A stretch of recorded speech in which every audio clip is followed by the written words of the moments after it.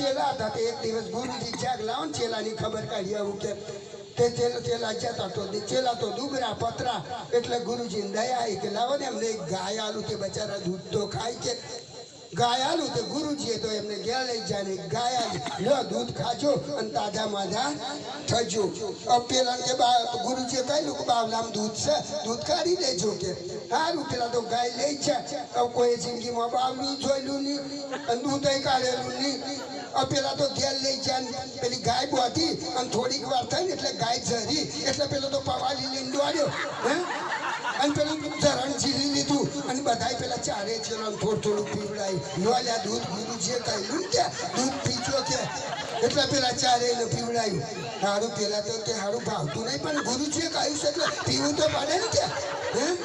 પીવું તો પડે ને કે એટલે પેલા તો ભાઈ ગુરુજીએ કહ્યું એટલે પીવા માંડે ગુરુજી 2 દાડા થયા એટલે લાવવાનું ચેલાની ખબર કાઢી આવું કે પેલા તો આયા ગુરુજી અરે દૂધ પીવો છો તો કે હો બાપજી પીએ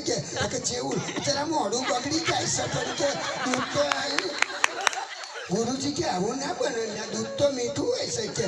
એટલામાં પેલી ગાય જઈ પાડી અને પેલા તો પવાલી લઈને જ્યાં ગુરુ જોયું આવું કરો છો કે હે કાકા અમે તો આજ દૂધ માનીએ છીએ અરે દૂધ આ નાવા દૂધ તો પેલું બાવલામાં ભરેલું અસર ફાટું થઈ જશે કે હે તમે દૂધ કાઢતા નહીં પેલા કે સાહેબ અમે તો કોઈ બાવલી નહીં જોયું ગાય નહીં જોઈ હે આ તો ગુરુજીએ જ્યારે દૂધ કાઢી બતાવ્યું તારે સાહેબ દૂધ મળે એમને મળે